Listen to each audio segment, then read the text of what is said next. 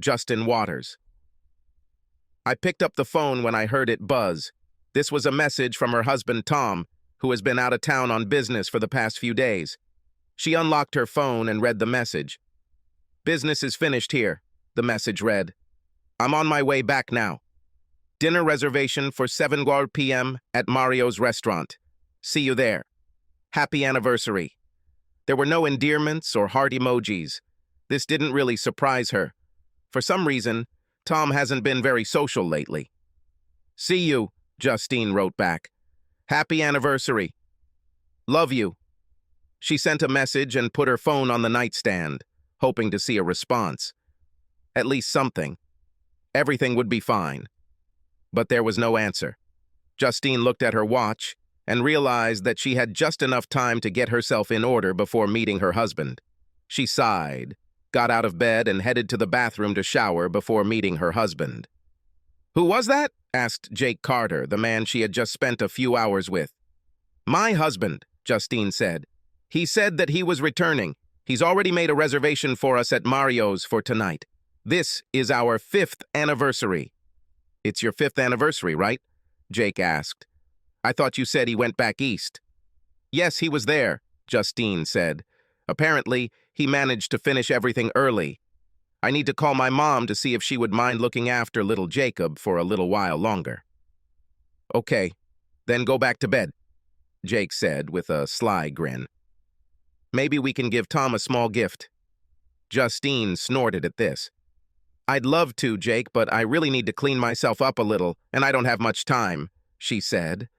"Luckily, I have clean clothes here that I can wear. You shouldn't meet your husband wearing the clothes I wore here. It is wrinkled and stained." "Do you think he knows about us?" Justine shook her head. "No, I do not think so. He's been very busy lately. This occupied almost all of his attention. He rarely talks to me and almost never does anything with the child. It's like he's in a completely different world." "How long are you going to lead him by the nose?" Jake asked. Justine shrugged. "Hard to say. He is a good provider. I know he would be a great father if he wanted to." "Do you think he knows that little Jacob is not his?" "If he knows, he doesn't say anything. I can't imagine he would let something like that happen without mentioning it to me." "Well, I'll be here if you need anything." Justine smiled at him. Justine went to the closet and took out a clean dress.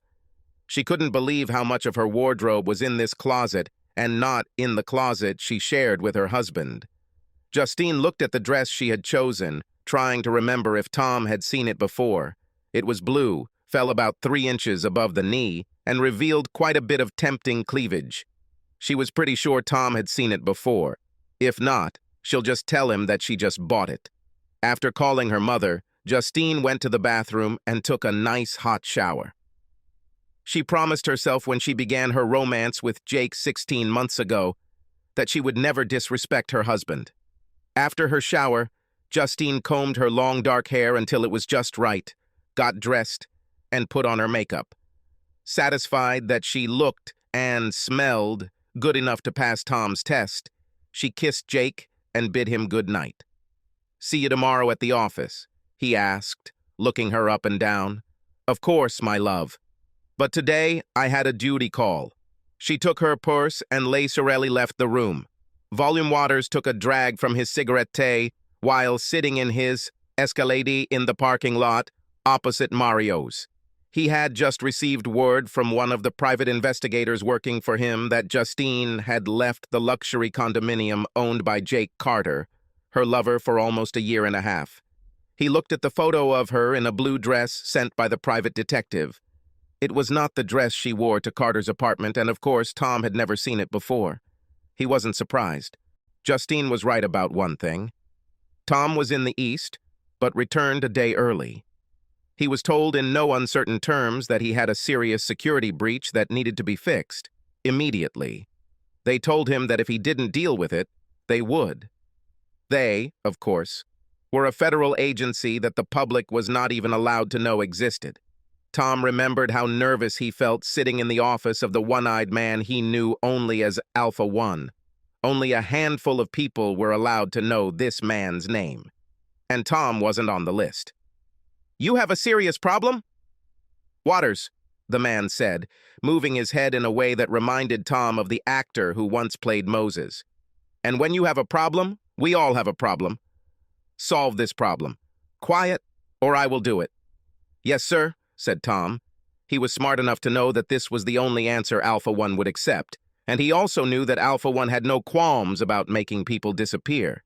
He had heard stories about how Alpha One once destroyed an entire beach estate along with everyone inside. Tom shuddered at the thought. Justine thought that Tom was just a famous traveling salesman who traveled around the country selling his wares to various companies looking to upgrade their security systems. But Tom was much more than that.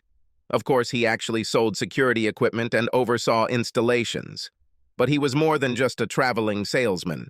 A lot more.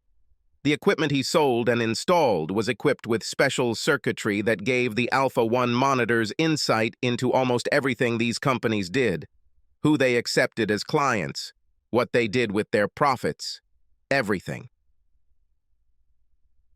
And Tom knew that the problem Alpha was talking about was his wife of 5 years, Justine. Well, that is, 5 years until today. For about the last year and a half, she had been having a whirlwind affair with Jake Carter, one of the senior partners at the law firm where she worked as a paralegal. Tom didn't know all the details until recently, primarily because he spent a lot of time traveling for work. But he noticed that something wasn't right between them for a while. By the time he learned the details of this affair, Justine announced her pregnancy. The lawyer Tom spoke to told him that no judge in this state would even consider a divorce while Justine was pregnant. If the child turns out to be his, he will be on the hook for child support, regardless of the prenuptial agreement they both signed. Except he didn't have to worry about the house that already belonged to him before marriage.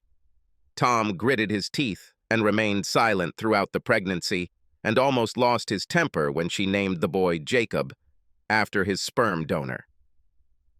Immediately after the boy was born, Tom took a DNA test. He was not surprised to learn that the boy was not his. Looking at his watch, Tom realized that Justin would arrive soon. He saw a man in a khaki jacket standing at the door of Mario's with a woman holding a briefcase and knew it was for him. He crossed the street and parked. Grabbing his ever-present briefcase, he headed towards the front door, nodding slightly to the two people at the door. Tom spoke quietly to the woman at the door and was soon sitting in a corner booth.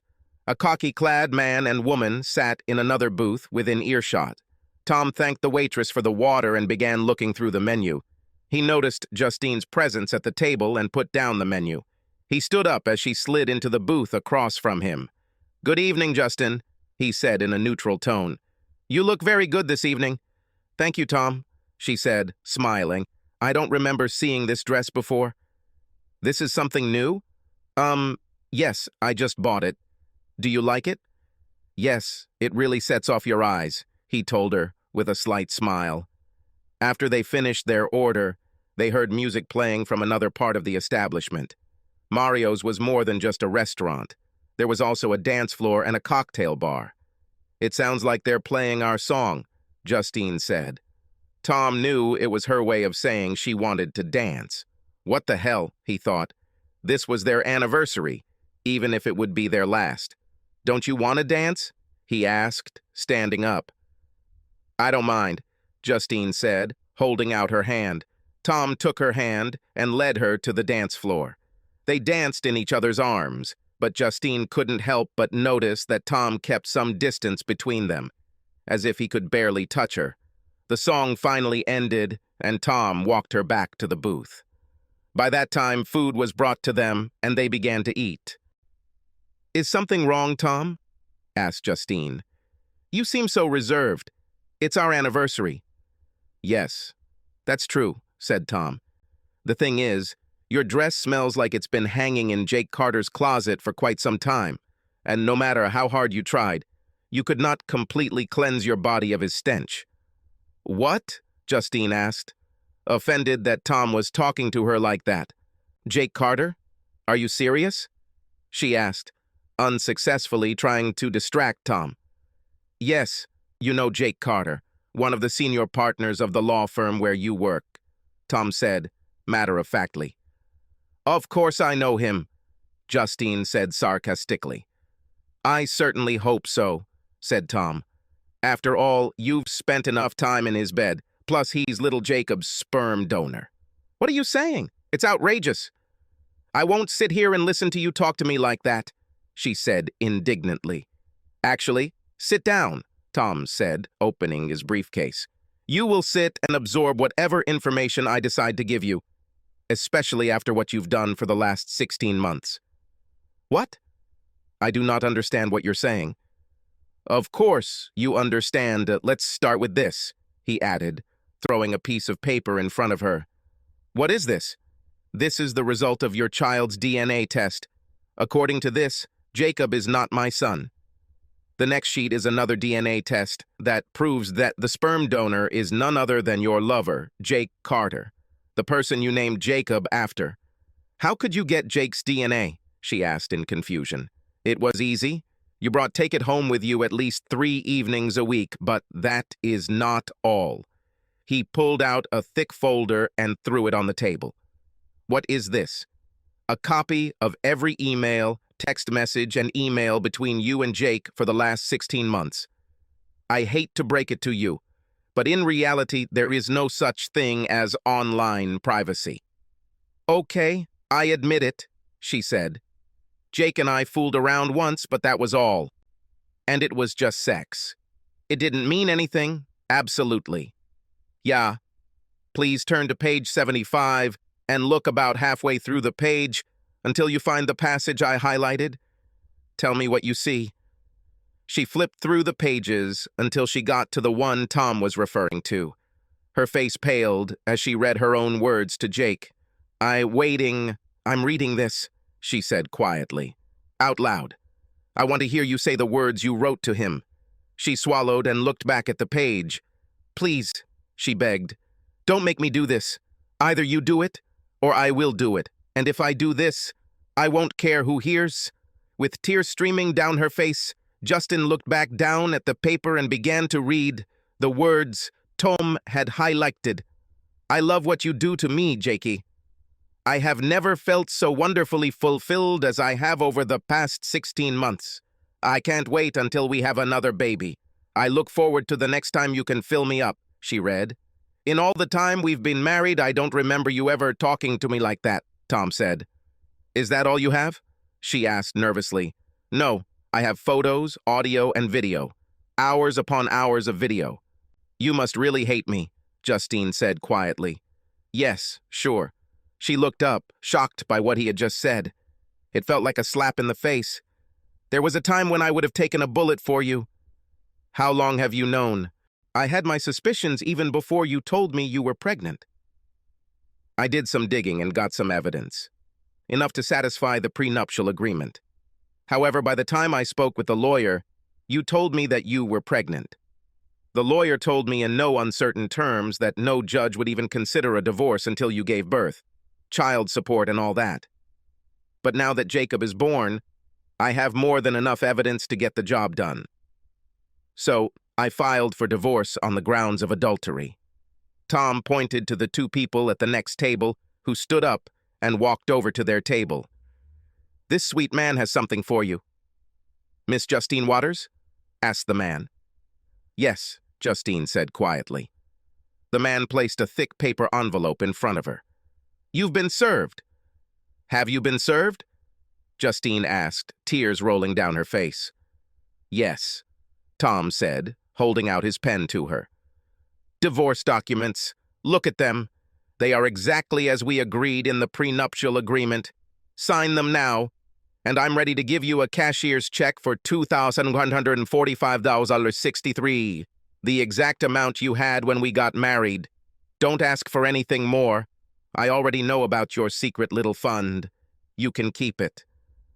All your things were delivered to your mother's house. Yes, she knows, and she's very disappointed in you. But she agreed to let you stay with her until you find somewhere to live, for the boy's sake, not for yours. But I don't want a divorce, Justine said. I love you. Please, Justin, don't insult my intelligence. Listen, He pulled out his phone and replayed her conversation with Jake from earlier that day. Her eyes widened when she heard her own voice coming from Tom's phone. "How did you get this?" she asked. "Fine. I would tell you, but then I would really have to shoot you on the spot.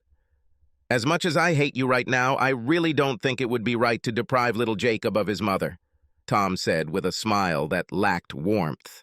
"I was nothing more than a meal ticket and a guardian for you while your baby daddy got all the benefits. Just so you know, your ticket has been punched. No more free lunches for you, at least from me." "What about Jake?" she asked. "Oh, you're worried about Daddy, right? Luckily, we live in a state that allows alienation of affection lawsuits. He was served right away. This may or may not lead to something, but the main thing is the principle, right? In any case, his problems are just beginning. You see, today I spoke with Hamilton Parker, your managing partner. I showed him my evidence and expressed my displeasure, knowing that one of his senior partners was involved with a subordinate. In particular, a subordinate who is my wife, at least for now. Mr. Parker was quite upset, and more than a little concerned that Mr. Carter's antics might bring unwanted attention to his firm, not to mention a rather significant financial burden.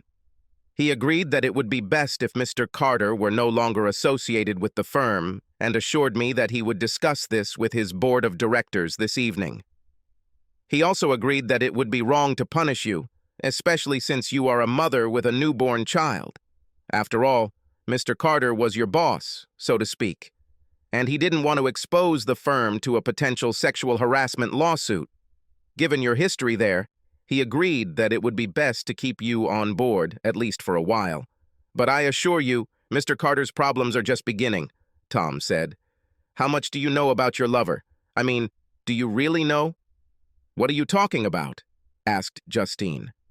I'm talking about his clients, the people he does business with. That is, who he really represents and what he does when he's not spending time with you. What do you know about this? I don't know. He doesn't talk to me about anything like that. That's probably good. Let's just say that your Jake Carter has a very interesting clientele, one that attracts the attention of certain federal agencies, agencies that can make a person disappear without a trace. Do you understand what I am talking about? You're scaring me, Tom, and you should be afraid, he told her. Are you scared enough to stay away from Jake Carter? Because he's going down, and if you're anywhere near him when that happens, you'll go down too. Who are you, Tom? She asked. In fact, he smiled, nodding his head at the papers in front of her. Sign the papers, Justin, and stop this farce now. I've probably already told you too much. And by the way, your credit card has been canceled and your house key no longer works. I changed the locks today while you were with Jake. I also took care of the bank account so you no longer have access to it. Considering that you're putting half of your earnings into your own secret account, this shouldn't be a problem for you anyway. You knew everything, didn't you? She asked. Tom shrugged. Defeated, Justine looked at the divorce papers and saw that they were exactly as Tom said. She signed the papers and returned the pen to Tom. He smiled, took a pen, and looked through the papers. The process server witnessed the signatures, and the woman accompanying him notarized the signed documents. Tom handed the papers back to the man. I'll make sure this gets to your lawyer, Mr. Waters, he said. Thank you, said Tom. After they left, Tom turned back to Justine. I think you should give up your rings, he told her. Should I do this? I love these rings, she exclaimed. Obviously not enough to stay away from Jake Carter's bed. Justine, with tears in her eyes, took off the rings and placed them on the table. He put them in his pocket before addressing her. I believe our business here is completed. Your conclusion? Is that all you can say? What else needs to be said? Asked Tom. Why? Why did you do this on our anniversary? She asked, tears streaming down her face. Do you know how humiliating this is for me? Do you know how humiliating it was for me to find out that you were fooling around with me all this time? And how humiliating was it to find out that Jacob was not my son? And how humiliating was it when I found out that you had sex with Carter on our anniversary? "Don't you dare reproach me," said Tom. "We're done. We're done. Goodbye, Justin. I never want to see your face again." With that, he returned to his food without looking at Justine, who was wiping her face. The waitress came over and asked if everything was okay. "Yes, the food is excellent, as always," Tom said casually. "I'll take care of the payment, and I believe the lady will take her food with her, please." Yes, sir," the waitress said as she left to get Justine's takeout box. She returned a few minutes later and placed Justine's leftover food in a styrofoam container. Tom drew her credit card and paid for the food while Justine packed her things. When the waitress finished, Justine looked at Tom. "And that's all?" "That's all," Tom said, waving his hand. She couldn't believe he had just brushed her off. "I'm sorry, Tom." He looked up from his food before speaking. "Well, we can both agree on that," he said. "Now have a nice day. Tell your mom I said hi. Oh, and happy anniversary," he added with a small smile. Justine, in disbelief at the calm manner in which her husband had basically just thrown her out like trash, ran from the table, sobbing. Tom smiled and went back to eating. He noticed that several visitors were looking at him with contempt, but he only smiled back, shrugging his shoulders. He may have been calm and collected on the outside, but on the inside he was an emotional wreck, 5 years down the drain. At least now the worst was over. Tom managed to get through the next few days without incident. That was not easy. He had really loved Justine once, and it hurt him that he had to treat her like that. But he decided it was better to do this than to attack her the way he wanted. Then the day came when he heard a knock on his front door. He was in his master bedroom upstairs and looked out the window to see Carter's sports car in the driveway. He had a hunch that something like this would happen, so he made some additions to his home security system at Alpha One's urging. He went downstairs and opened the door. Of course, it was Jake Carter, and he was angry. Tom backed away as Carter pushed his way inside. "You son of a bitch! You cost me my job! And Justin doesn't even want to talk to me." "I'll kill you, you fucking piece of shit!" Jake screamed, blushing. He advanced on Tom until he saw 15 tiny red dots suddenly appear on his shirt. "Anxiety! Invasion!" An electronic voice shouted from the speakers built into the walls. "Do not move!" "What the hell is this?" shouted the uninvited guest. He raised his hands as if brushing off dots. Suddenly there was a sharp sound of a shot, like a shot from an air rifle. When Jake looked down, he saw 15 darts protruding from his body. He reached up but never did. His eyes rolled back and his body collapsed to the floor. "I don't think you'll be able to kill anyone today, Carter," Tom said calmly, grabbing his phone. He clicked on the icon on his phone and heard a man's voice. "Operator 715463. Clean up aisle 15, Tom said. "Clean up aisle 15. "Accepted," said the man. Tom pressed another icon, and the systems that had just fired a burst of tranquilizer darts at Jake turned and retracted back into the ceiling. When the system doors closed, no one could tell that there was anything there. Tom smiled, pleased that the new security system worked as advertised. A few minutes later, an unmarked white van pulled into the driveway. Several men in Tyvek suits entered the house and dragged out Jake's limp body. One of them grabbed Jake's keys and got into the sports car. A couple of minutes later, the van and Jake's sports car were gone. Tom closed the door and went about his business. A few days later, after Tom bought a caramel mocha from a local coffee shop, he was stopped on the street by a large man in a dark suit and sunglasses. "Alpha One wants to talk to you, Mr. Waters," the man growled. "Now." "Okay," said Tom, a little discouraged by the man's behavior. He followed the man to a long black limo parked on the side of the street and got in after the man opened the back door. "Waters, I'm glad to see you're free," Alpha One said after the door closed. Yes, sir, I have a lot to do," said Tom. Alpha One smiled and placed a friendly hand on Tom's shoulder. "Please, Tom, When we are together, you can call me Regis, said the one-eyed man. I wanted to give you the latest news about Mr. Carter. He sings like a canary. Thank you, Alpha, Regis. So he says everything that needs to be said? Tom asked. Oh yes, he does it right off the bat, Regis said. But now he literally sings like a canary. It seems the combination of those tranquilizer darts in the new security system and the serum we used to extract the information we needed turned his brain to applesauce. Right now he is swinging on a swing in a metal cage and chirping like a bird. Oh, said Tom. Regis pulled an envelope from his jacket pocket and handed it to Tom. We got him to settle with you out of court before he became too incompetent to sign his name, Regis said. He was so grateful to be alive that he agreed to much more than you wanted. Well, that's good to hear, Tom said. By the way, I want you to know that I'm really impressed with your new system, Regis said. Now that we got what we needed from Carter, I'm glad you didn't use the .50 caliber chain guns I suggested. Me too, said Tom. I recently cleaned my carpet. Regis chuckled at this. Have you heard anything about Justine? Tom asked. Yes, she's back to work, although Mr. Parker keeps her on a very short leash.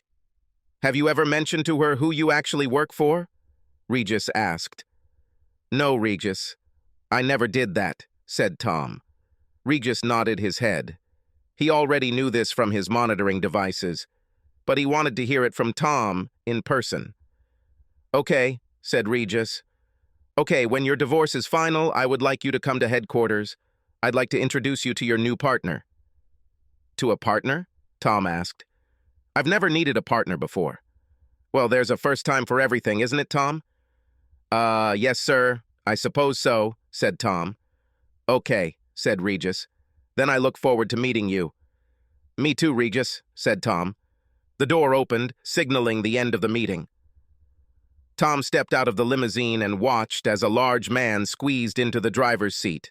As the long car pulled into the traffic, Tom wondered what Regis had in store for him. Subscribe to our channel so that your second chaff doesn't cheat on you, and go ahead and listen to the next story, because this story is nothing compared to the next one. If you're under 18, don't even think about listening to the next one.